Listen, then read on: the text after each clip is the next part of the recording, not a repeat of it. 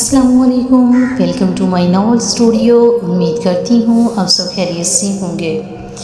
آج ہم سٹارٹ کرنے جا رہے ہیں پارٹ 18 ناول حجام میں چھپی محبت۔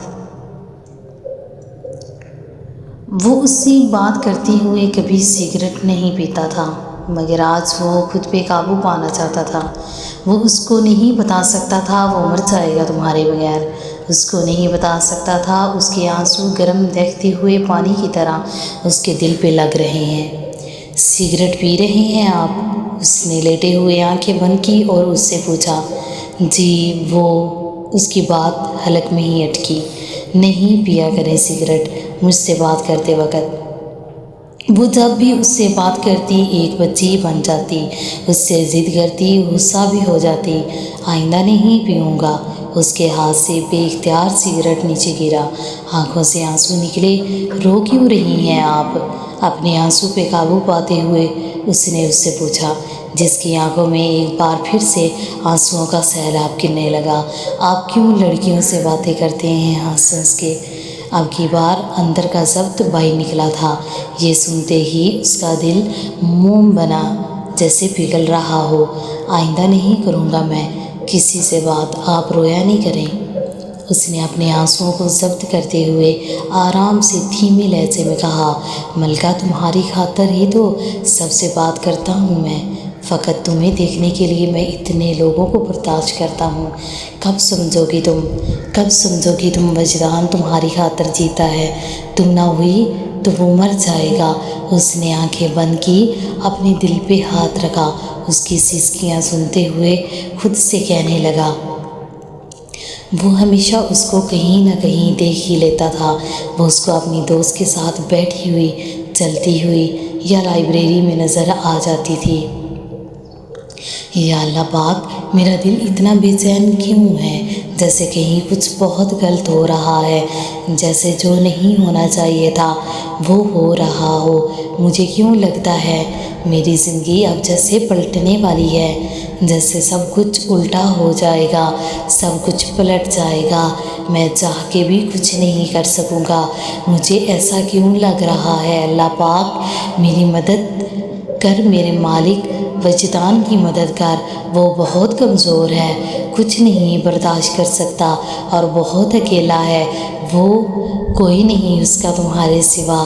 تو چھوڑ دے گا تو کدھر جاؤں گا میں؟ میری مدد کر مولا۔ وہ کمپیوٹر کے سامنے آنکھیں بند کیے کرسی کے ساتھ ٹیک لگائے بیٹھا اللہ پاک سے مدد مانگ رہا تھا۔ وہ کیوں نظر نہیں آئی مجھے آج؟ ملکہ کدھر ہو تم؟ سنو، آ جاؤ میرے سامنے، اس سے پہلے کہ وجدان کی چلتی سانسیں رک جائیں۔ سر، میں اندر آ جاؤں؟ اس کے کانوں میں آواز گونجی۔ اس نے اپنی بند آنکھیں کھولی، سوچوں کا تسلسل ٹوٹا۔ وہ کرسی پہ سیدھا ہو کے بیٹھا۔ جی فضا، آئیں۔ اس نے ہلکی سی مسکراہٹ کے ساتھ اس کو اندر آنے کا کہا۔ اس کا دل ایک بار پھر ڈوبا۔ آج دروازے سے باہر کھڑی وہ نظر نہیں آ رہی تھی۔ جب بھی فضا اس کے آفس جاتی وہ ہمیشہ باہر کھڑی ہوتی۔ اس کو کبھی نہیں اچھا لگا وہ اس کے آفس جائے۔ فضا بھی اسی کے کہنے پہ چلی جاتی تھی، ورنہ ان دونوں کو شدید نفرت تھی ان لڑکیوں سے جو 2 منٹ بعد اس کے آفس کا چکر لگاتی تھیں۔ وہ جب بھی اس کے آفس کے باہر کھڑی ہوتی وہ ہلکا سا صحیح مگر اس کو دیکھ لیتا تھا۔ سر، میرا زرمینہ سے کانٹیکٹ نہیں ہو رہا۔ آج وہ آئی نہیں ہے، ایسا کبھی نہیں ہوا وہ نہ آئے اور مجھے بتائے نہ۔ وہ میں پوچھ رہی تھی آپ کی اس سے بات ہوئی؟ فضا نے نظریں جھکائے ایک روانی سے اس سے پوچھا۔ وہ جانتی تھی ان دونوں کی آپس میں بات ہوتی ہے۔ یہ سنتے ہی اس کے چہرے کا رنگ بدلا۔ اس کا دل پہلے سے ڈوب رہا تھا مگر اب تو وہ خود ایک سمندر میں ڈوب رہا تھا۔ اس کا دل زور زور سے جلا رہا تھا، کوئی تو مدد کرو میری، مگر سمندر کی گہرائیوں میں اس کو کون سنتا؟ اس نے ایک مکمل خاموشی پہ اپنے سر کو ہلکا سا اوپر کیا اور سامنے بیٹھے اس شخص کو دیکھا جو آنکھوں میں وحشت لیے زمین کو گھور رہا تھا، جیسے اب زور زور سے چلائے گا، زمین پہ بیٹھ کے اس کو چیر دے گا اور خود اس کے اندر چلا جائے گا۔ اس کے ہاتھوں کی کپکپاہٹ اس نے دیکھی تھی۔ آج اس کے ماتھے پہ پہلی دفعہ اس نے پسینہ دیکھا تھا۔ کچھ ہی لمحوں میں وہ پسینے میں نہا گیا تھا۔ اتنی چھوٹی سی بات پہ اس بندے کی یہ حالت۔ فضا نے اس کو بہت غور سے دیکھتے ہوئے اپنے دل میں کہا، آپ کی آخری دفعہ بات کب ہوئی تھی ان سے؟ اس نے سر کو اٹھایا اور سامنے کھڑی لڑکی کو دیکھا جو مسلسل اس کو دیکھ رہی تھی۔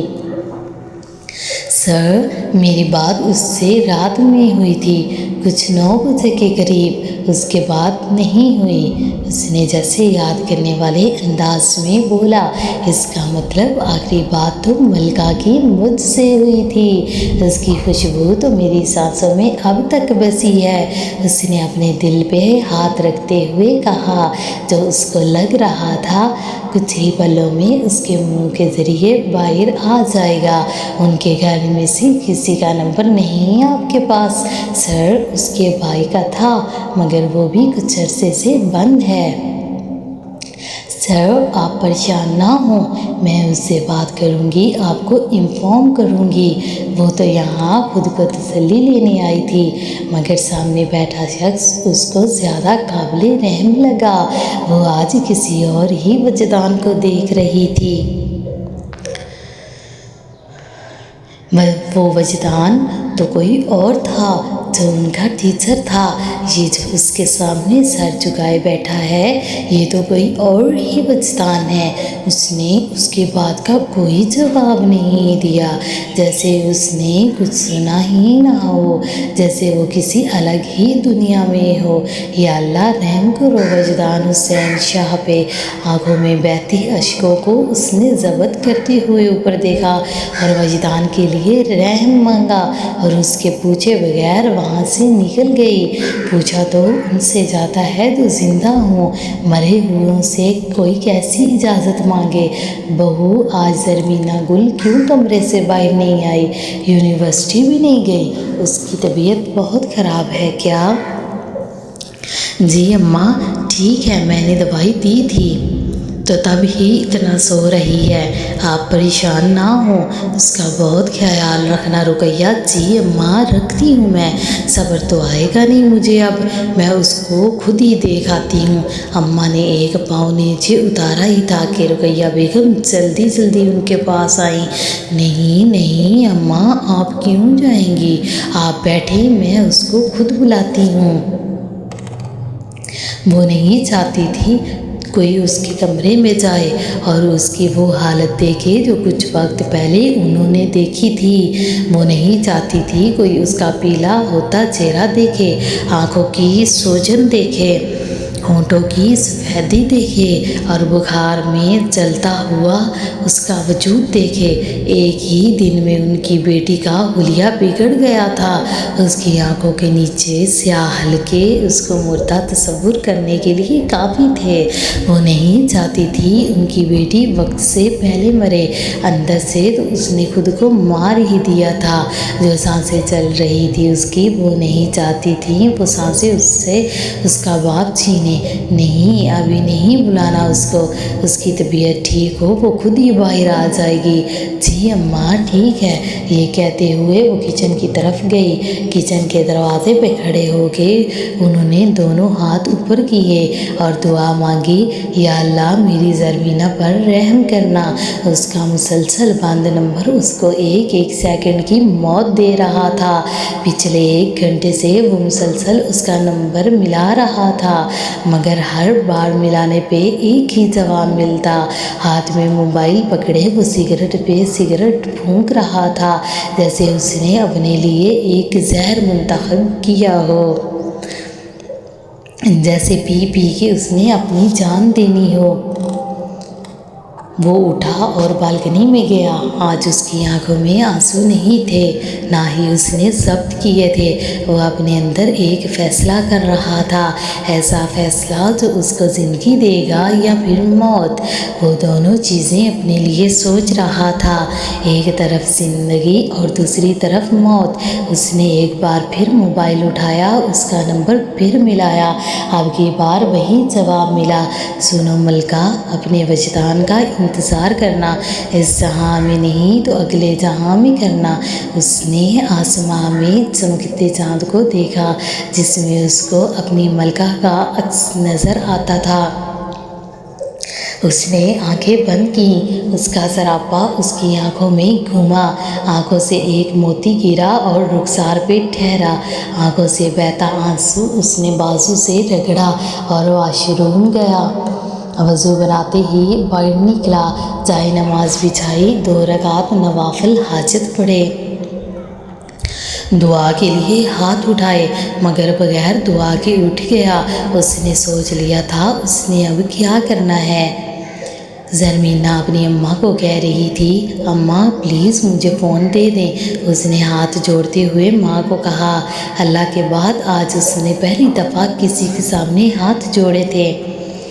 وہاں وہ ان کے پیروں میں گر رہی تھی، ان سے بھیک مانگ رہی تھی، کیوں چاہیے تمہیں موبائل؟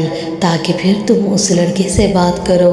انہوں نے اس کو خود سے پیچھے کرتے ہوئے کہا، جو مسلسل ان کے پیروں کو ہاتھ لگا رہی تھی، اماں مجھ پہ ظلم کر رہی ہیں آپ۔ اس نے پیچھے ہوتے ہوئے زمین پہ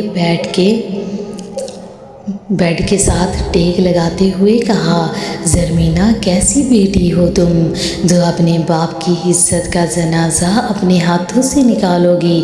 وہ جو کب سے سنگ دل بنی کھڑی تھی، عزت کے نام پہ ایک دم طیش میں آئی وہ اور اس کو بازو سے پکڑ کے جھنجھوڑنے لگی۔ اماں درد ہو رہا ہے مجھے، اس نے اپنے دل پہ ہاتھ رکھتے ہوئے کہا اور زور زور سے رونے لگی۔ پکڑا انہوں نے بازوؤں سے تھا، مگر درد اس کو دل میں ہو رہا تھا۔ وہ اپنے دل پہ ہاتھ رکھے رو رہی تھی اور ایک ہی بات کر رہی تھی، اماں مجھے درد ہو رہا ہے۔ ماں کی رگوں میں بھی تو ایک سواتی باپ کا خون تھا۔ وہ کہاں عزت کے سامنے اپنی بیٹی کا درد دیکھتے ہیں، وہ تو عزت دیکھتے ہیں، اپنے سر کی ٹوپی کو دیکھتے ہیں، اپنے کندھے پہ بڑی چادر کو دیکھتے ہیں۔ جہاں بات عزت کی آتی ہے، نہیں دیکھتے سامنے جو مر رہا ہے وہ ہمارا خون ہے۔ عزت کو خون سے افضل سمجھنے والی وہ ایک انا پرست باپ کی بیٹی تھی اور انا پرست شوہر کی بیوی تھی۔ وہ تو اپنی عزت پہ قربان ہو جاتے ہیں، مگر ہار نہیں مانتے۔ کیا قوم ہے اس لڑکے کی، وہ ماں تھی، بیٹی کے درد پہ پگھل رہی تھی۔ اسی انداز میں انہوں نے اس لڑکے کی قوم پوچھی، اماں؟ اس نے ماں کی طرف دیکھا، وہ جانتی تھی اس کی اگلی بات پہ ماں پہ بجلی بن کے گرے گی اور اس پہ غضب۔ بتاؤ کیا قوم ہے اس کی؟ ماں وہ سید، اس نے جھکے سر کے ساتھ بس اتنا ہی کہا۔ کیا سید؟ ماں کو لگا جیسے انہوں نے غلط سن لیا ہو، ان کی بیٹی نے کچھ اور کہا ہو۔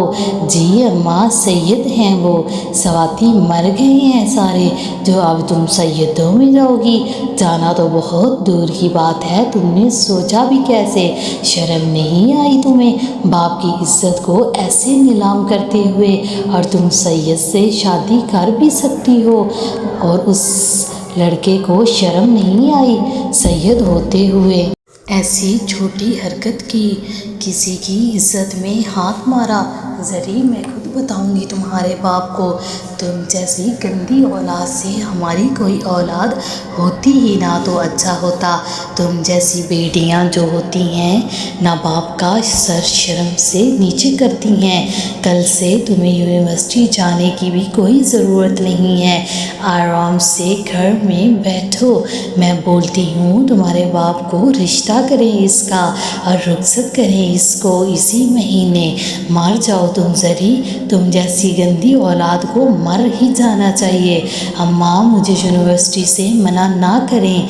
अब की बार वो बिल्कुल टूट चुकी थी, जैसे किसी में सांस का एक कतरा भी ना बचा हो। उसके आंसू अब बिल्कुल खुश्क हो चुके थे। उन्हीं खुश्क आंसू से उसने माँ को देखा था। जितना तुमने पढ़ना था पढ़ चुकी हो तुम, अब घर पे बैठो, बहुत सुन ली हमने तुम्हारी। वो उसको कहती रही और वो सुनती रही, जैसे अब उसके पास कुछ ना बचा हो, वो मुकम्मल बर्बाद हुई हो। ये तुम क्या कह रहे हो वजदान, होश में हो तुम? मुझे लगता है ये होश में नहीं है। नहीं अम्मी, मैं होश में हूँ।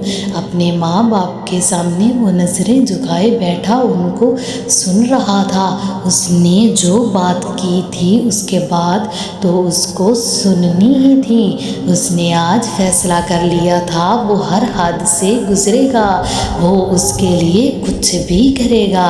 मगर अब्बू के इतने ज़ोर से चिल्लाने पे और फिर अम्मी की उसी बात पे तायद करने पे वो बिल्कुल खामोश हुआ, जैसे अब कुछ बोल नहीं सकेगा।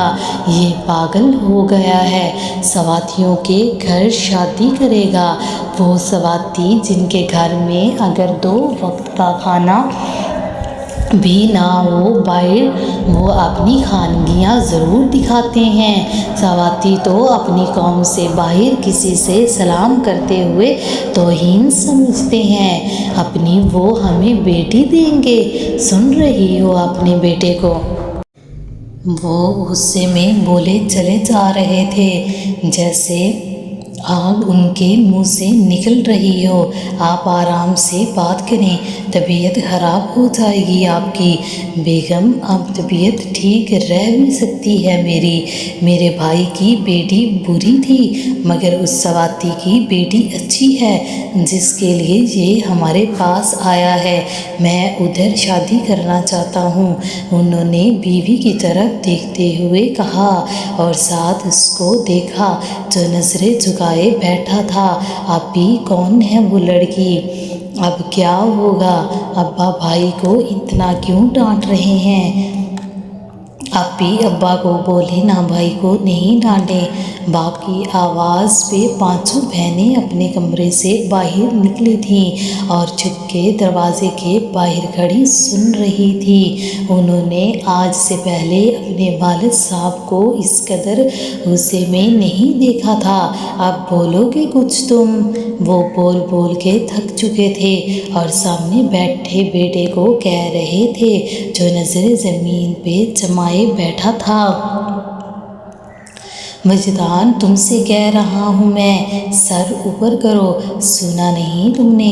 ऊपर करो अपना सर। उसका सर ऊपर होते ही बाप का गुस्सा एकदम दर्द में बदला। दोनों मियाँ बीवी ने एक दूसरे को देखा और फिर अपने अकलौते बेटे को, जिसकी आंखों से आंसू नीचे गिर के उसके हाथ पे ठहर रहे थे। वो दोनों हाथों को ऊपर नीचे रखे बैठा था। बाप के हुक्म पे उसने नजरें झुकाए हुए सर को उठाया। उन्होंने अपने बेटे को देखा, उस बेटे को जिसने कभी कोई ख्वाहिश नहीं की थी। आज उसकी पहली ख्वाहिश थी जो उसने अपने बाप से की थी। उसने अपनी एक ख्वाहिश के इजहार पे फ़कत एक ख्वाहिश पे नज़रें झुकाए कोई 1000 बातें सुन ली थीं। उन्होंने उसको बहुत गौर से देखा जो एक लड़की के इश्क में अपने बाप के सामने रो रहा था। उसके होंठ ऐसे कांप रहे थे जैसे अब वो एक लफ्ज़ और बोलेंगे तो वो बच्चों की तरह ऊंचा ऊंचा रोएगा। जाओ तुम अपने कमरे में। एक बाप के लिए उससे बड़ी तकलीफ़ और अज़ियत और कोई नहीं होती जब उसकी औलाद उससे कोई ख्वाहिश करे और वो पूरी ना कर सके। इससे बड़ा दर्द एक बाप के लिए और क्या होगा। उसका जवान और अकलौता बेटा किसी लड़की के लिए उसके सामने रोए, वो जो बुरी तरह हार गया था। नज़रें झुकाए उठा और कमरे से बाहर निकल गया। बाहर खड़ी बहनों का अकलौता چھوٹا بھائی آج ان کے پاس سے ایسے چل کے گیا تھا، بہنوں کو لگا جیسے ان کا وجود چل گیا ہو، ان کے سینے میں کسی نے ضرب لگا لی ہو۔ یہ ان کا بھائی تھا جو مسکراتے نہیں تھکتا تھا، اور آج وہ پانچوں بہنیں باپ کے پاس آئیں۔ ابو بھائی نے کبھی کوئی خواہش نہیں کی۔ ہمارا بھائی رو رہا تھا، ہمارا ایک ہی تو بھائی ہے، اس کی بھی خوشی نہ پوری ہو۔ فاطمہ کے علاوہ ہر کوئی نظریں جھکائے آج دبے الفاظ سے اپنے بھائی کے لیے باپ سے احتجاج کر رہی تھی۔ وہ بہنیں جو اپنے لیے کبھی نہیں بولی، آج اپنے بھائی کے لیے بول رہی تھی۔ تم سب اتنے بڑے ہو گئے ہو جو اپنے باپ سے بحث کرو گے؟ نہیں ابو، ہم بحث نہیں کر رہے، وہ لڑکی بچی کی خوشی ہے، آپ کا بیٹا مر جائے گا اس کے بغیر۔ ابو، آپ نے ہمارے لیے جو فیصلہ کیا ہم نے قبول کیا، ہم نے آپ کے آگے کبھی ماتھے پہ بل بھی نہیں ڈالا، ہم خود سہتے ہیں، ہم لوگوں کی باتیں بھی سنتے ہیں، ہم اپنی خواہشات کبھی ظاہر نہیں کرتے کہ آپ دکھی نہ ہوں، مگر آج بات ہماری نہیں ہے ابو، آج بات وجدان کی ہے، آپ کو سوچنا ہوگا، آپ کو سوچنا پڑے گا ابو، ہم تو بیٹیاں ہیں، اپنے لیے آپ کے سامنے بول بھی نہیں سکتی، مگر وجدان ابو، اس کے لیے ہر حد سے گزر جاؤں گی میں، آپ کو سوچنا ہوگا ابو۔ اب کی بار فاطمہ بولی، اور ایسا بولی کہ ہر کوئی چپ رہا، اس نے کسی کو بولنے کے لیے چھوڑا ہی نہیں، بولتے بولتے وہ اٹھی اور کمرے سے باہر نکل گئی۔ اس کے باہر جاتے ہی چاروں بہنیں کمرے سے باہر نکلیں، اور ماں باپ آج اپنی ساری اولاد کو دیکھتے رہے جو ان کو آج کسی اور ہی روپ میں نظر آ رہی تھی۔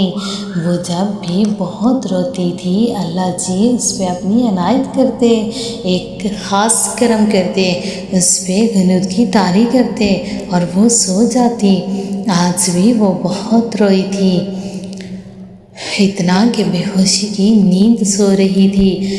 وہ سفید سوٹ پہ کالا کوٹ پہنے کمرے میں آیا، وہ لیٹی تھی، دروازے کی آواز سے اس کی آنکھ کھلی۔ آ گئے ہیں آپ؟ وہ اٹھی، اس کے پاس گئی، اس کے پیچھے کھڑی ہوئی، پہلے اس کے ایک بازو سے کوٹ نکالا پھر دوسرے سے۔ میری بہن کا نکاح ہے آج، بارات بھی آئے گی، کھانا سب کا یہیں ہوگا ہماری طرف، وہ بول رہا تھا۔ اس نے اس کا کوٹ الماری کے سامنے ہینگر پہ لگایا، وہ پیچھے مڑی، چونکہ اس کی طرف دیکھا جو بیڈ پہ لیٹ رہا تھا۔ نکاح آج ہے؟ ہاں آج ہے، سر پہ بازو رکھے آنکھیں بند کیے اس نے جواب دیا، جیسے سونا چاہتا ہو۔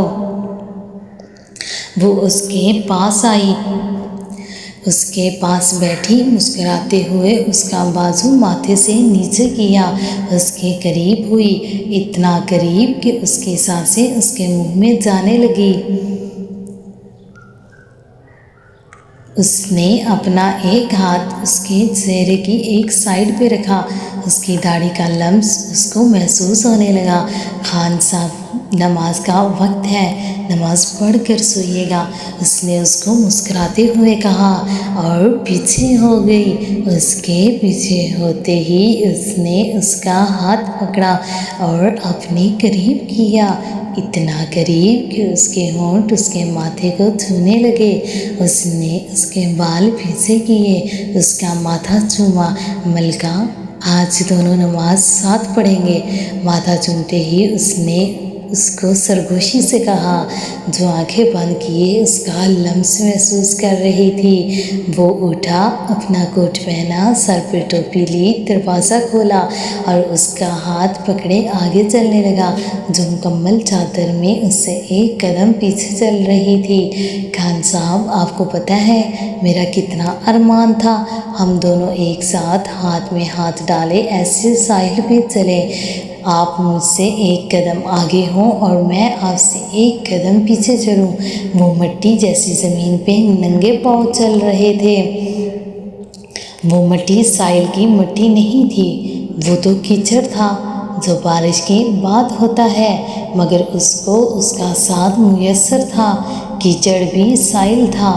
وہ بولے جا رہی تھی اور وہ خاموشی سے اس کو سنتا سنتا آگے جا رہا تھا۔ وہ مسجد تک پہنچے ہی تھے کہ اس کی آنکھ کھلی۔ مسجد سے اللہ اکبر کی آوازیں بلند ہونے لگیں۔ اس نے ادھر ادھر دیکھا، وہ تو اپنے بیڈ پہ لیٹی ہے۔ کدھر ہے وہ جو ابھی اس کے پاس تھا، اس کے ساتھ تھا؟ اس نے لائٹ لگائی، وہ تو اپنے کمرے میں ہے۔ یہ خواب تھی؟ اس نے بیڈ پہ بیٹھتے ہی پھر سے ادھر ادھر دیکھا۔ کیا تعبیر ہے اس کی، ملن یا جدائی؟ جو بھی ہے، خواب میں ہی سے وہ اس کے پاس تھا، اس کے ساتھ تھا، اس کا ہاتھ اس کے ہاتھ میں تھا۔ وہ اس کو ملکہ کہہ رہا تھا، اس کے ساتھ نماز پڑھنے جا رہا تھا۔ وہ ایک عرصے بعد مسکرائی، ایک عرصے بعد خوش ہوئی، جیسے اس کو پوری دنیا مل گئی ہو۔ اس کے بے قرار دل کو قرار آیا، روح کو سکون ملا۔ وہ اٹھی، وضو بنایا، جائے نماز پہ بیٹھی اور خدا کے روبرو شکرانے کے نوافل ادا کرنے لگی۔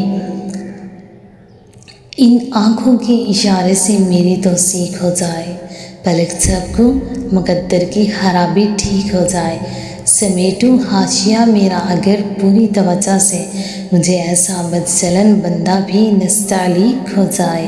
بہاؤ وقت کا ہے وصل میں مانے بھلے جتنا، کنارے سے کنارے کا بدن نزدیک ہو جائے۔ تیرا احساس کھو دوں تو جواز اپنا نہیں رہتا، تیرا احساس کھو دوں تو جواز اپنا نہیں رہتا، تیرا چہرہ جو بھولوں روشنی تاریک ہو جائے۔ مجھے ایک عشق بونا ہے تیری زرخیز مٹی میں، مجھے ایک عشق بونا ہے تیری زرخیز مٹی میں، زمیں زندہ ہے پہلے یہ مجھے تصدیق ہو جائے۔ تیری تصویر کے نعم البدل کی ایک صورت ہے، تیری ہم شکل کوئی نظم اگر تخلیق ہو جائے، پڑھوں لوحے ازل اس پر بھی لکھا نہیں ہوگا، میرا ہونا تمہاری یاد سے تفریق ہو جائے۔ ہنسی عورت کے سب معنی مکمل کھولے جائیں گے، محبت اور ہوس پر ٹھیک سے تحقیق ہو جائے۔ ہم اپنی ذات کو بھی جسم سے تفریق کر دیں گے، ہم اپنی ذات کو بھی جسم سے تفریق کر دیں گے، ہمارے وصل کی تم کو اگر توفیق ہو جائے۔ وہ پوری رات ایک کونے میں بیٹھا کانپتے ہاتھوں کے ساتھ سگریٹ پیتا چلا جا رہا تھا۔ وہ اتنے سگریٹ پینے لگا تھا کہ اس کو لگا اس کے اندر بس دھواں ہی دھواں ہے، وہ خود کو ختم کرنا چاہتا ہے۔ اسے معلوم تھا خودکشی حرام ہے، وہ خود کو گولی سے نہیں مار سکتا تھا، اپنی نسل نہیں کاٹ سکتا تھا، بہت ساری گولیاں کھا کے خود کو ملامت نہیں کر سکتا تھا۔ وہ خود کو سگریٹ سے مارنا چاہتا تھا، وہ سگریٹ کو ایک زہر سمجھ کے پیتا تھا جو آہستہ آہستہ اس کو بستر مرض تک لے جائے، اور وہ اس اذیت، اس تکلیف سے ہمیشہ کے لیے چھٹکارا پا لے جو اس کو ایک ایک پل میں موت دیتی تھی۔ محبت کرنے والوں کے لیے موت ایک نعمت بن کے آتی ہے جو ان کو ہمیشہ کے لیے سکون کی نیند دے دیتی ہے، ایسی سکون کی نیند جو دن رات وہ مانگتے ہیں۔ اس کے پاس اب مانگنے کے لیے کچھ بھی نہیں بچا تھا۔ کل تک جو زرمینہ گل کو مانگتا رہا، آج وہ نیند مانگ رہا تھا، ایسی نیند جس کے بعد وہ کبھی اٹھ نہ سکے، کبھی اس دنیا میں دوبارہ واپس نہ آ سکے، جس دنیا سے اس کو تکلیف، اذیت، درد، کرب کے علاوہ کچھ نہیں دیا۔ سنو ملکہ، مجھے بھول تو نہیں جاؤ گی نا؟ اس نے آسمان میں چمکتے چاند کو دیکھا اور کانپتے ہونٹوں کے ساتھ کہا۔ سگریٹ پینے سے اس کے ہونٹ کالے ہو گئے تھے، اس کے دانت خراب ہو رہے تھے، اس کی آنکھوں کے گرد سیاہ حلقے، اس کی بڑی ہوئی داڑھی اس کو قابل رحم بنا رہی تھی۔ اس کو اس حال میں کوئی بھی دیکھے تو یہی کہے، ہائے کسی ماں کا جوان بیٹا، اس کی حالت پہ ماں کے دل پہ کیا گزرتی ہوگی۔ عشق انسان کو مار دیتا ہے، زمین میں اتار دیتا ہے۔ کسی میں سے اگر غرور ختم کرنا ہو تو اس کے مر سے محبت کا مزہ چکھاؤ اور پھر دیکھو اس کی موت کا تماشا، اپنی آنکھوں سے دیکھو۔ دنیا کی کوئی چیز ایک انسان کو نہیں ہرا سکتی، بس یہ کم بخت محبت تباہ کر دیتی ہے، برباد کر دیتی ہے، دنیا کے سامنے ذلیل اور رسوا کر دیتی ہے، ایک اچھے بھلے انسان کو قابل رحم بنا دیتی ہے۔ یہ مرض جس کو لگتا ہے بس وہی اس کا درد جانتا ہے۔ یہ وہ درد ہے جس کا علاج بڑے سے بڑا ڈاکٹر کرے تو ہار مان جائے، اور اگر محبوب کا ایک دیدار، فقط ایک دیدار نصیب ہو جائے تو مرتا ہوا عاشق دوبارہ جی اٹھے۔ سنو ملکہ، اس جہاں میں نہیں تو اگلے جہاں میں میرا انتظار کرنا۔ میں نے تمہیں خدا سے مانگا ہے، کیسے ممکن ہے کوئی اس سے مانگے تو وہ عطا نہ کرے؟ یہاں ظلم ہے، یہ دنیا بہت ظالم ہے ملکہ، تمہیں میرا کبھی نہیں ہونے دے گی۔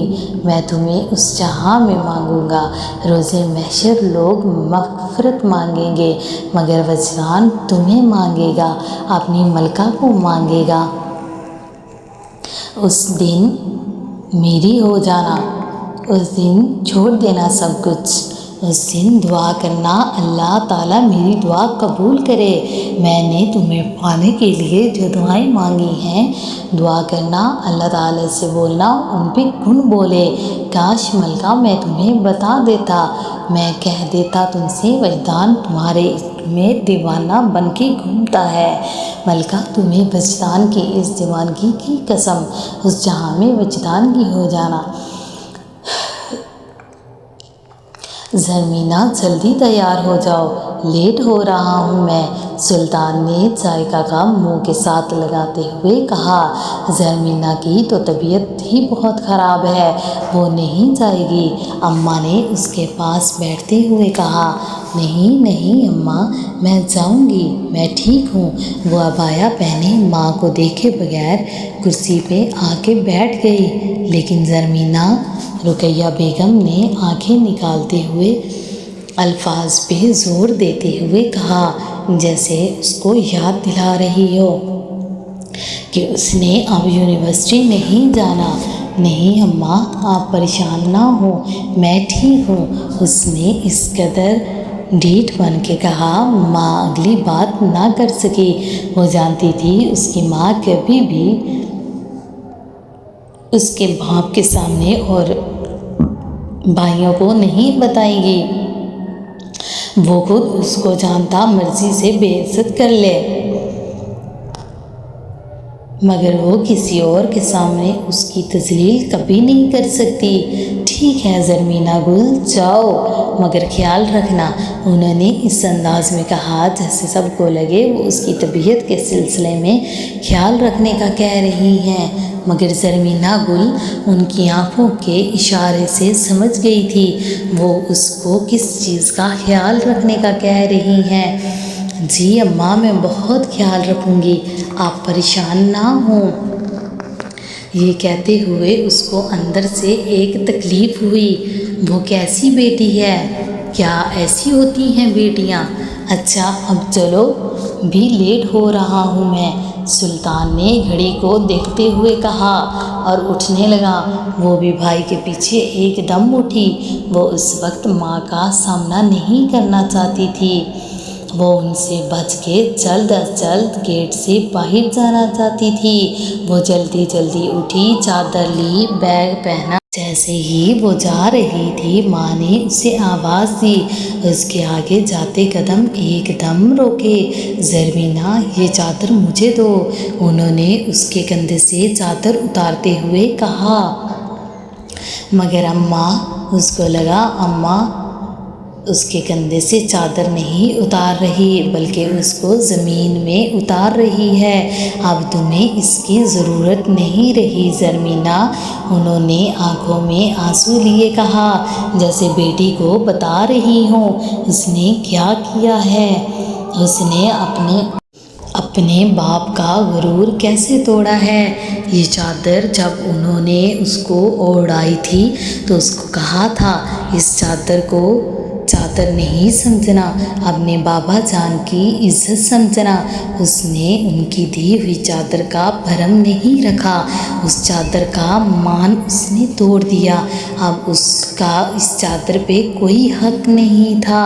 اماں نہیں کریں ایسا، اس نے روتے ہوئے کہا، جیسے اسے ماں آج سب سے قیمتی چیز لے رہی ہو، ایسی چیز جس کو پہن کے اس کو ایک تحفظ ملتا ہے۔ میں نے نہیں زرمینہ گل، یہ تم نے خود کیا ہے، تم نے کیا ہے یہ، ماں نے ہاتھ میں چادر لیے روتے ہوئے کہا اور وہاں سے پلٹنے لگی۔ وہ وہیں کھڑی کی کھڑی رہ گئی۔ اس کو بہت اچھے سے احساس ہوا اس نے اس محبت کی خاطر کیا کھو دیا ہے۔ اس نے اپنی عزت کھو دی۔ ایک لڑکی کے پاس عزت ہی تو ہوتی ہے، وہی عزت اس کا غرور ہوتا ہے، وہ عزت اس کی چادر ہوتی ہے۔ آج اس کی ماں نے اس کو بہت اچھے سے سمجھا دیا تھا عزت اور ذلت کا فرق، آج اس کی بہت اچھے سے سمجھ آ گیا تھا۔ اس کا دل چاہا زمین پھٹے اور وہ اس کے اندر اترے۔ اس سے کیسی غلطی ہو گئی ہے جو اس کے کندھے کی چادر بھی چھین لی گئی ہے۔ زرمینہ، اب چلو بھی، سلطان نے گاڑی کا ہارن بجاتے ہوئے کہا۔ وہ چونکی، پیچھے مڑی، گیٹ کھولا اور باہر نکلی۔ آج پہلی بار وہ بغیر چادر کے گھر سے باہر نکلی تھی، وہ عزتوں والی بغیر عزت لیے نکلی تھی۔ کیا تکلیف ہے تمہیں، کیوں نہیں آئی کل؟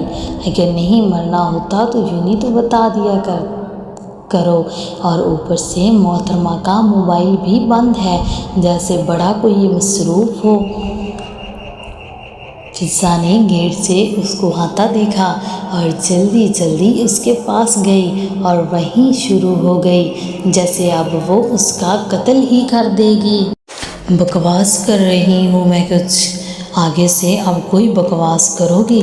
اس نے اکتا جانے والے انداز میں اس کو دیکھا جو اس کو نظریں جھکائے بس سن رہی تھی۔ سن رہی ہوں۔ جیسے ہی اس نے سر اوپر کیا، وہ جو کچھ وقت پہلے بول رہی تھی وہیں کی وہیں کھڑی رہ گئی۔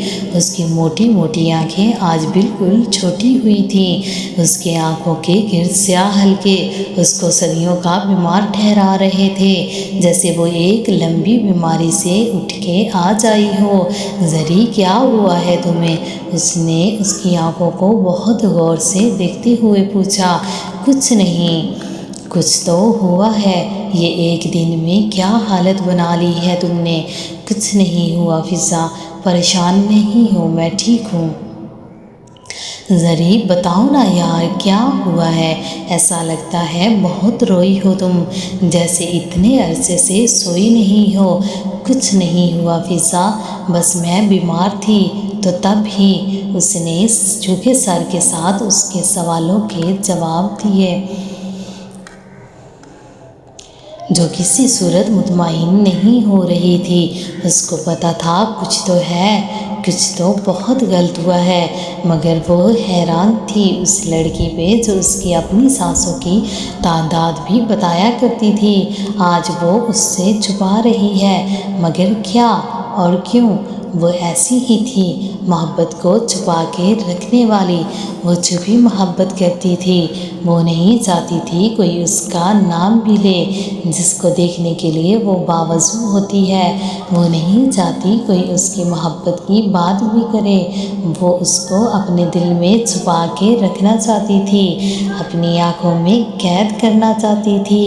ایک دن میں اتنی بیمار ہو گئی کہ ایسی حالت ہو گئی، ارے پگلی نہیں، پریشان ہونا، میں ٹھیک ہوں، چلو اب یہاں سے۔ اس نے ہنستے ہوئے بات ٹالی اور آگے آگے چلنے لگی تاکہ وہ مزید سوالوں سے بچ سکے۔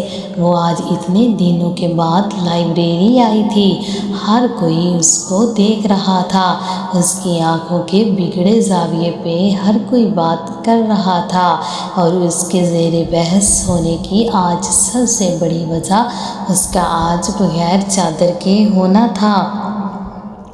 وہ پچھلے 2 گھنٹوں سے لائبریری میں چھپ کے بیٹھی تھی، وہ نہیں چاہتی تھی کوئی اس کو دیکھے، اس سے پوچھے، زرمینہ گل آج چادر کدھر ہے؟ آج وہ بہت اذیت میں، بہت درد میں تھی۔ اس کی ماں نے آج اس کو عزت اور ذلت میں فرق سمجھایا تھا، اس کو بتایا تھا عزت کے ساتھ اور بغیر عزت کے ایک لڑکی کا مقام کیا ہوتا ہے۔ انہوں نے جب اس کو چادر اوڑھی تھی تو بولا تھا اس عزت کی حفاظت کرنا، مگر وہ ناکام رہی۔ اس نے عزت کی حفاظت نہیں کی تھی تو اس سے چادر چھین لی گئی۔ وہ اپنے سامنے فاروق اعظم حضرت عمر رضی اللہ تعالیٰ عنہ کی کتاب کھولے سوچوں میں غرق ہوئے بیٹھی تھی۔ اچانک اس کو ایک آواز آئی، اس کی سوچوں کا تسلسل ٹوٹا اور وہ پیچھے مڑی۔ السلام علیکم زرمینہ گل، کیسی ہیں آپ؟ اس نے اپنے سامنے کھڑی اس لڑکی کو دیکھا جو کالا عبایا پہنے اور اس کے اوپر کالا حجاب لیے ہوئے تھی۔ اس کی آنکھوں کی چمک سے واضح اندازہ ہو رہا تھا وہ مسکرا رہی ہے۔ وعلیکم السلام، میں ٹھیک ہوں عائشہ۔ اس نے اس کے سلام کے جواب دیا اور نیچے دیکھنے لگ گئی، جیسے وہ نہ چاہتی ہو کہ وہ اس کے پاس بیٹھے، جو اس سے اس کی آنکھوں کا حال پوچھے، اس سے اس کی چادر کا پوچھے۔ ارے آپ آج فاروق اعظم حضرت عمر فاروق کو پڑھ رہی ہیں؟ اس نے اس کی کتاب کی طرف دیکھتے ہوئے کہا۔ اس نے تو دیکھا بھی نہیں تھا وہ کون سی کتاب لیے بیٹھی ہے۔ وہ اس کے پاس کرسی پہ بیٹھی اور اپنے مخصوص انداز میں بولنے لگی جس کو سن کے ہر کوئی اس کے سحر میں کھو جائے۔ پتہ ہے زرمینہ، مجھے حضرت مجسلم اور اہل بیت کے بعد اگر کسی سے عشق ہے تو وہ امیر المومنین حضرت عمر فاروق ہیں۔ مجھے کچھ الگ طرح کی ہی محبت ہے ان سے۔ وہ آنکھوں کو کتاب پہ رکھے ایک مسکراہٹ کے ساتھ بولے چلی جا رہی تھی۔ اس کو سن کے وہ اپنے کچھ وقت پہلے کا درد بھول چکی تھی اور اس کی باتوں میں کھونے لگی۔ کیوں آپ کو ان سے اتنی محبت کیوں ہے؟ اس نے اس کی اس قدر شدید محبت دیکھ کے اس سے ایک بچگانہ سا سوال پوچھا اور خود ہی محظوظ ہوئی۔ اس نے کیسا سوال پوچھ لیا؟ حضرت عمر فاروق رضی اللہ تعالیٰ عنہ سے محبت تو اس کو بھی بہت ہے، پھر اس نے ایسا سوال کیوں پوچھا؟ وہ اس کے سوال پہ مسکرائی اور اس کی طرف دیکھنے لگی۔ زرمینہ، تمہیں پتہ ہے عمر کون ہے؟ وہ میرے نبی کریم کی مانگی ہوئی دعا ہے، وہ نبی جو محبوب ہے خدا کا۔ اس نے عمر کے مسلمان ہونے کے لیے دعا مانگی، اور جب فاروق اعظم حضرت عمر فاروق مسلمان ہوئے تو اسلام پوری دنیا میں پھیلا۔ تم نے واقعہ نہیں سنا زرمینہ؟ جب فاروق اعظم مسلمان ہوئے تو ان کی وجہ سے سرعام اذان ہوئی۔ وہ محبت اور عقیدت سے بولتی چلی جا رہی تھی اور سامنے بیٹھی ہوئی لڑکی اس کا محبت سے سنے جا رہی تھی۔ پتہ ہے زرمینہ، مجھے عشق ہے اس دن سے جب حضرت عمر مسلمان ہوئے۔ پتہ ہے جب حضرت عمر فاروق رضی اللہ تعالیٰ عنہ مسلمان ہوئے، نماز کا وقت ہوا تو حضور صلی اللہ علیہ وسلم نے فرمایا صحابہ تیاری کرو نماز کی۔ حضرت عمر فاروق رضی اللہ تعالیٰ عنہ نے پوچھا حضور نماز کہاں پڑھیں گے؟ حضور نے فرمایا کسی کونے میں چھپ کے پڑھتے ہیں۔ حضرت عمر فاروق نے کہا حضور آپ کے قدموں پہ میرے ماں باپ قربان، آ کر اب بھی چھپ کے نماز پڑھیں گے تو حضرت عمر کے مسلمان ہونے کا کیا فائدہ؟ عمر فاروق نے کہا حضور آج نماز کعبۃ اللہ میں پڑھیں گے۔ حضور صلی اللہ علیہ وسلم نے فرمایا عمر کفار کا بڑا غلبہ ہے۔ واہ میرے خدا! عمر فاروق گھوڑے پہ سوار ہوئے، مکہ کے چوکوں پہ جا کر، گلیوں میں جا کر اپنے گھوڑے پہ سوار ہو کر چلتے ہوئے یہ اعلان کیا کہ مکے والوں آ جاؤ، آج میں کلمہ پڑھ کے محمد الرسول اللہ صلی اللہ علیہ وسلم کا غلام بن کر آیا ہوں۔ آج ہم کعبۃ اللہ میں نماز پڑھنے جا رہے ہیں۔ اگر کسی نے اپنی بیویاں بیوہ کروانی ہوں، اگر کسی نے اپنے بچے یتیم کروانے ہوں تو آ جائیں، عمر کے راستے کو روک کر دکھا دیں۔ خدا کی قسم جب عمر فاروق رضی اللہ تعالیٰ عنہ مسلمان ہوئے تو مکے کے کافروں نے گلیوں میں نکل کر ماتم کیا کہ ہائے آج آدھا مکہ ہم سے چھینا گیا۔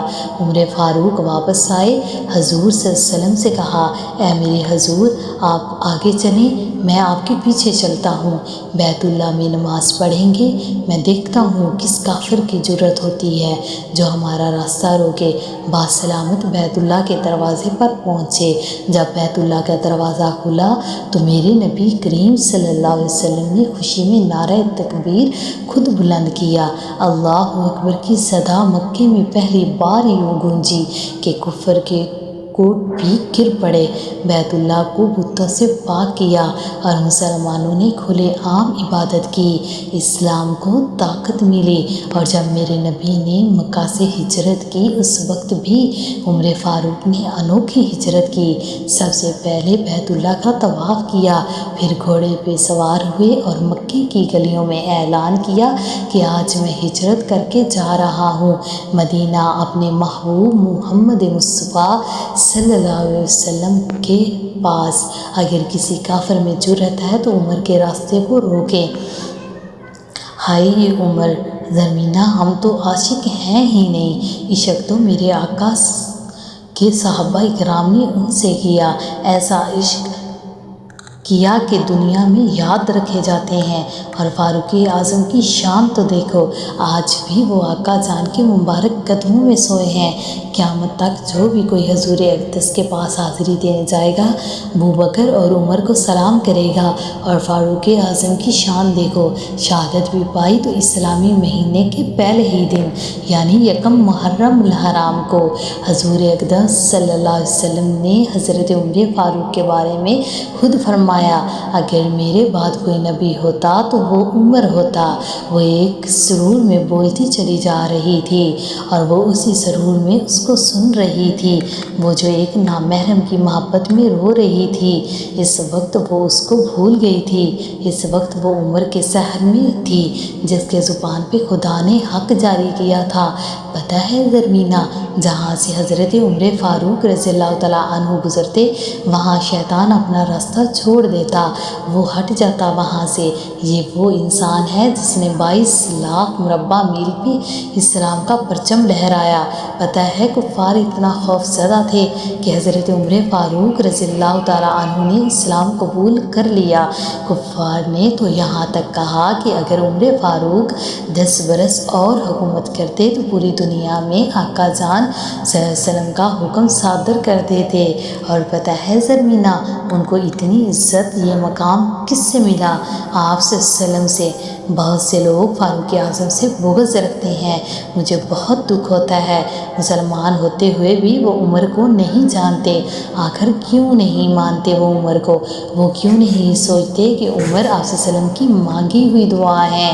وہ کیوں نہیں سوچتے کہ حضرت عمر کی وجہ سے اسلام کھل کے سامنے آیا؟ وہ کیوں اپنی ہی بات کرتے ہیں؟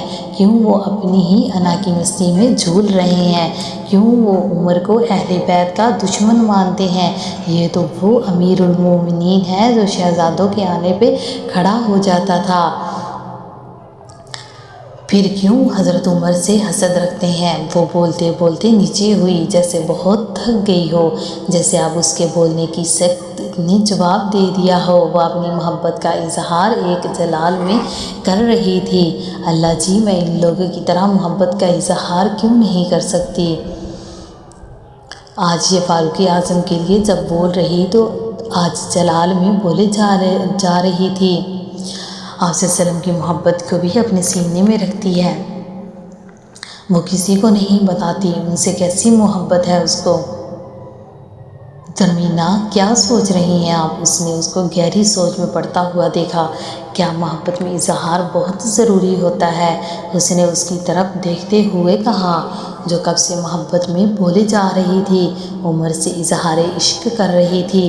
زرمینہ، ہر ایک محبت کا اپنا انداز ہوتا ہے، کوئی محبت میں بولتے ہیں اور کوئی محبت میں خاموش ہو جاتے ہیں۔ ہر کوئی اپنے اپنے انداز سے محبت کرتا ہے۔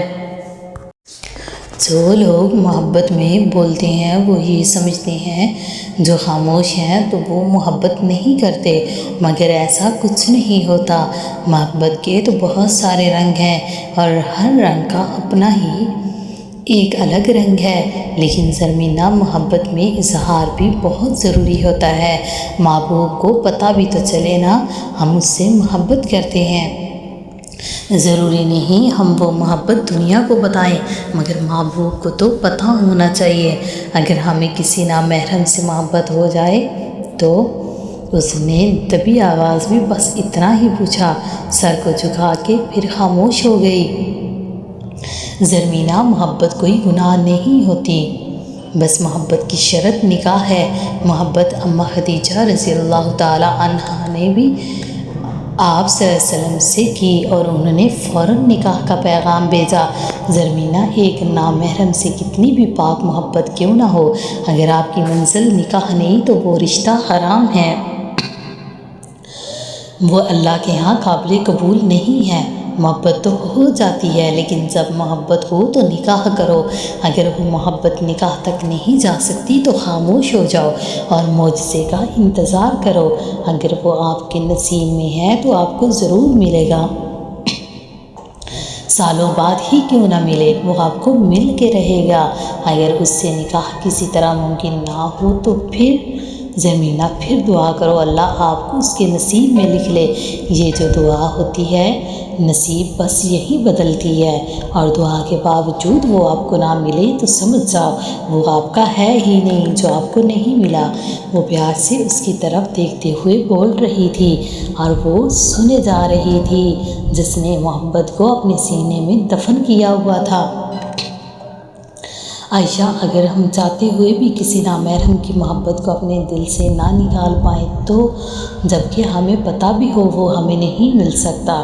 وہ لائبریری میں نظریں جھکائے سامنے بیٹھی لڑکی سے پوچھ رہی تھی، جو اس کو ایک فرشتے سے کم نہیں لگ رہی تھی، جس کی قربت اس کو ہمیشہ سکون دیتی تھی۔ زرمینہ، کچھ رشتوں کا کوئی وجود نہیں ہوتا، وہ صرف ہمارے لیے ایک آزمائش بن کے آتے ہیں، ایسی آزمائش جس میں ہم بے اختیار ہو جاتے ہیں، ہمیں پتہ ہی نہیں چلتا کیا ہو رہا ہے۔ ہمارا دل دماغ کام کرنا چھوڑ دیتا ہے، ہم سمندر کی لہروں کی طرح، پانی کے بہاؤ کی طرح بہتے چلے جاتے ہیں، ہمیں پتہ ہی نہیں چلتا ہمارے ساتھ کیا ہو رہا ہے، کیوں ہو رہا ہے۔ اور ان کچھ رشتوں کی آزمائش تو پھر بھی قابل برداشت ہوتی ہے، مگر یہ جو نامحرم سے محبت کی آزمائش ہوتی ہے نا، یہ ہمیں کہیں کا نہیں چھوڑتی، ہم اپنے کنٹرول میں نہیں ہوتے۔ ہمارا جو دل ہے، یہ کم بخت دل، اس کو محبت چاہیے ہی چاہیے ہوتی ہے۔ کوئی کہے کہ اس کا دل محبت نہیں مانگتا، اس کے دل کو محبت کی طلب نہیں، تو میں اس کو اس جہاں کا سمجھوں گی ہی نہیں۔ پتہ ہے زرمینہ، ہر دل کو محبت کی طلب ہوتی ہے، ہر دل کو محبت ہوتی ہی ہوتی ہے، اب محبت تو ہونی ہی ہے، تو کیوں نہ ہم اپنے دل کی لو اس ہستی سے لگا لیں جس کی محبت ہمیں فیض دیتی ہے، ہمیں دنیا میں ایک عزت دیتی ہے، جس کی محبت ہمیں کبھی ذلیل نہیں کرتی، کبھی رسوا نہیں کرتی۔ پتہ ہے زرمینہ، یہ جو دنیا کی محبت ہوتی ہے نا، ایک نامحرم کی محبت، یہ ہمیں ذلیل کرتی ہے۔ ہمارے ہاتھ ذلت اور رسوائی کے سوا کچھ نہیں آتا، اور یہی محبت ہمیں دنیا میں رسوا کر کے خود پیچھے رہ جاتی ہے، ہمیں دنیا کا سامنا کرنے کے لیے تنہا چھوڑ دیتی ہے۔ پتہ ہے زرمینہ، محبت میں رسوا ہوئے لوگوں کو تو اپنے سگے رشتے بھی قبول نہیں کرتے۔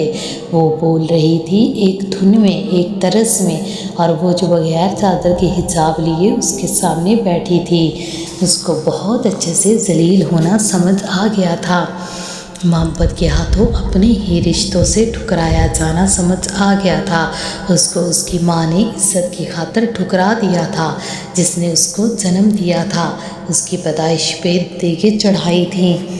آج اس ماں نے اس سے چادر لے لی تھی، اس کو اس گناہ کی سزا دی تھی جس کا اس نے اعتراف ہی نہیں کیا تھا، وہ گناہ جس کو اس نے اپنی زبان سے قبول ہی نہیں کیا تھا۔ پتہ ہے زرمینہ، یہ جو محبت والے ہوتے ہیں نا، جب ان کو ان کا محبوب میسر ہوتا ہے، یہ دنیا کو بھول جاتے ہیں۔ ان کی دنیا بس اس ایک شخص سے شروع ہوتی ہے اور اسی پہ ختم ہوتی ہے۔ محبوب کی قربت ان کو 7ویں آسمان تک لے جاتی ہے۔ وہ زمین پہ رہ کے زمین والوں کو کچھ نہیں سمجھتے۔ محبوب کا نام بھی کسی سے سن لیں تو اس کا قتل خود پہ واجب سمجھتے ہیں۔ ان کی انا کو 4 چاند لگ جاتے ہیں، ان کا غصہ ان کی کمزوری بن جاتا ہے۔ وہ محبوب کا نام کسی اور کے منہ سے سن کے اپنی عقل کھو بیٹھتے ہیں، اپنے غصے کو خود پہ غالب کر لیتے ہیں۔ یہ جو محبت والے ہوتے ہیں نا، یہ بہت خرد دماغ ہوتے ہیں، محبوب کے سوا کسی کو مانتے ہی نہیں ہیں۔ اور پھر یہی لوگ جب محبت میں ہار جاتے ہیں نا، تو سب سے پہلے ان کا غرور ٹوٹتا ہے، ان کی انا کا قتل ہوتا ہے۔ وہ جو دنیا میں سر اٹھا کے چلتے ہیں، محبت میں ہار جانے کے بعد خود کو زمین دوش کر دیتے ہیں۔ اس نے کھوئے کھوئے ذہن کے ساتھ اس کی آنکھوں میں دیکھ کے پوچھا، کون کہتا ہے محبت کوئی جرم ہے؟ محبت بالکل بھی جرم نہیں ہے، محبت بس آزمائش ہے۔ میں نے آپ کو بتایا نا زرمینہ، کیسی آزمائش ہے یہ محبت۔ بس اتنا کہوں گی کہ اگر یہ آزمائش حد سے تجاوز کر جائے تو محبت سے دستبردار ہونا ہی بہتر ہوتا ہے۔ اس محبت سے کنارہ کشی ہی ہماری ذات اور ہماری ذات سے جڑے لوگوں کے لیے بہتر ہوتی ہے۔ یہ دل کب کس کو سننا ہے؟ اس نے آہستہ سے کہا، جو سامنے بیٹھی لڑکی کی وجہ سنائی دیا۔ زرمینہ، ہم اسی دل کے ہاتھوں اپنا پورا وجود ذلیل کرواتے ہیں۔ یہ جو دل ہوتا ہے نا، ہمیں یہی رسوا کرتا ہے۔ بس اللہ سے دعا کیا کریں، اللہ ہمارے دل کی بنجر زمین میں اپنی محبت کی ہریالی کرے، ہمارے دل کو اپنا نور بخشے۔ دیکھیں نا، ہم حضرت عمر کی محبت میں بات کرتے کرتے کہاں سے کہاں نکل گئے۔ اس نے مسکراتے ہوئے اس کو دیکھا، جو چہرے پہ بغیر کسی تاثر کے اس کو بس سن رہی تھی۔ عائشہ، آپ نے کہا کہ مسلمان بھی حضرت عمر فاروق سے حسد رکھتے ہیں، کیا کوئی مسلمان صحابہ کرام سے حسد کر سکتا ہے، ان سے بغض رکھ سکتا ہے؟ اور ان صحابہ کرام سے جو خلفائے راشدین ہوں، اپنے وقت کے خلیفہ ہوں۔ حضرت عمر کے نام پہ اس کو پھر سے اس کی کہی ہوئی پہلی بات یاد آئی۔ زرمینہ، یہ جو لوگ حضرت عمر کو نہیں مانتے نا، مجھے بہت حیرت ہوتی ہے، یہ کیوں نہیں مانتے؟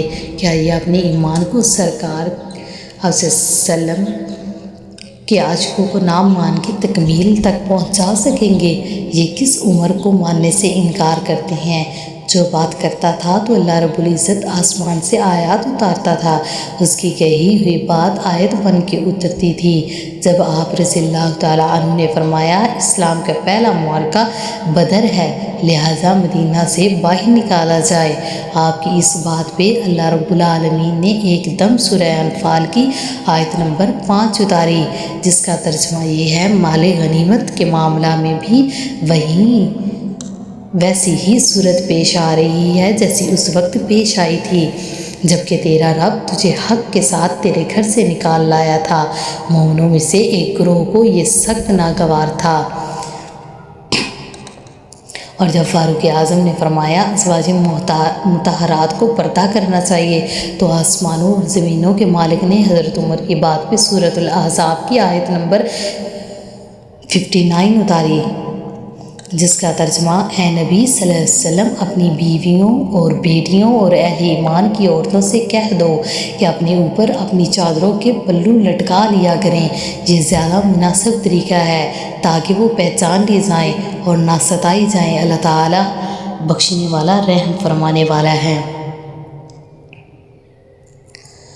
اتنا ہی نہیں، زرمینہ ایسی لاتعداد باتیں ہیں جو حضرت عمر کے منہ سے نکلی اور آیت بن کے خدا پاک نے کتاب اقدس میں محفوظ کی۔ ایک جگہ پہ آپ رضی اللہ تعالیٰ عنہ نے فرمایا منافقین کی نماز جنازہ نہ پڑھائی جائے تو آسمان سے آواز آئی، جس کا ترجمہ یہ ہے، اے نبی صلی اللہ علیہ وسلم تم خواہ ایسے لوگوں کے لیے معافی کی درخواست کرو یا نہ کرو، اگر تم 70 مرتبہ بھی انہیں معاف کر دینے کی درخواست کرو گے تو اللہ تعالیٰ ہرگز معاف نہیں کرے گا، اس لیے کہ انہوں نے اللہ اور اس کے رسول صلی اللہ علیہ وسلم کے ساتھ کفر کیا ہے، اور اللہ تعالیٰ فاسق لوگوں کو نجات نہیں دیتا۔ مجھے نہیں سمجھ آتی، زرمینہ حضرت عمر کے منہ سے بات نکلتی تھی اور خدا پاک اس کو وہی بنا دیتا تھا، اور یہ لوگ اس عمر سے بغض رکھتے ہیں۔ یہ جو لوگ گھر والا اور در والا کہتے ہیں تو اس کا مطلب یہی ہے نا اہل بیت کے علاوہ کسی کو نہ مانا جائے۔ کیا ان لوگوں کو نہ مان کے ہم خود کو مسلمان کہہ سکتے ہیں؟ کیا ہم خود کو مومن کہہ سکتے ہیں؟ اہل بیت کی محبت اپنی جگہ ہے، ان کی محبت جتنی محبت ہم چاہ کے بھی کسی سے نہیں کر سکتے، تو کیا ہم ان کی محبت میں اس قدر گم ہو جائیں آپ صلی اللہ علیہ وسلم کے جانشین ساتھیوں کو، ان کے دوستوں کو ہی در والا بنا دیں؟ مجھے ان لوگوں کی ایسی باتوں سے حضرت علی رضی اللہ تعالیٰ عنہ کا ایک قول یاد آتا ہے جو انہوں نے فرمایا تھا، میرے بارے میں 2 قسم کے شخص ہلاک ہو جائیں، اوپر محبت میں ناجائز افراد کرنے والا، دوسرا بغض کرنے والا اور حجت باز۔ ایک اور جگہ آپ رضی اللہ تعالیٰ عنہ نے فرمایا، ایک قوم لوگوں کی جماعت میرے ساتھ اندھا دھند محبت کرے گی حتیٰ کہ وہ میری افراد والی محبت کی وجہ سے جہنم کی آگ میں داخل ہوگی، اور ایک قوم میرے ساتھ بغض رکھے گی حتیٰ کہ وہ میرے بغض کی وجہ سے جہنم میں داخل ہوگی۔ بس یہیں سے ہمیں اندازہ ہونا چاہیے جو لوگ صحابہ کرام رضوان اللہ علیہم اجمعین کو نہیں مانتے، ان سے بغض رکھتے ہیں، ان کا مقام کیا ہے؟ واللہ عالم، کون حق پہ ہے، کوئی صحیح ہے کوئی غلط ہے۔ بس اتنا ہی کہوں گی، اللہ پاک ہر ایک کو حق پہ چلنے کی توفیق دے۔ جو حق ہے وہ ہمیں مل جائے، آمین۔ وہ ایک خوبصورت انداز میں بول رہی تھی، اس کو ہمیشہ سے اس کے بولنے کا انداز اچھا لگتا تھا، اس کی باتیں ہمیشہ اس کے دل میں اترتی تھی۔ عائشہ، میرا ماننا یہ ہے کہ دین اتنا مشکل نہیں ہے جتنا ہم لوگوں نے اسے بنا رکھا ہے۔ ہم کیوں پڑھیں فرقوں کے چکروں میں جبکہ قرآن پاک میں سب کچھ موجود ہے؟ مجھے نہیں سمجھ آتی، ہر کوئی قرآن پاک کی صرف اپنی بات ثابت کرنے کے لیے کیوں کھولتا ہے، قرآن پاک کو صرف اپنے حق میں دلیلوں کے لیے کیوں دیکھتا ہے، اور اپنے مطلب کی دلیلیں ڈھونڈ کے خود بھی گمراہ ہوتا ہے اور دوسروں کو بھی کرتا ہے۔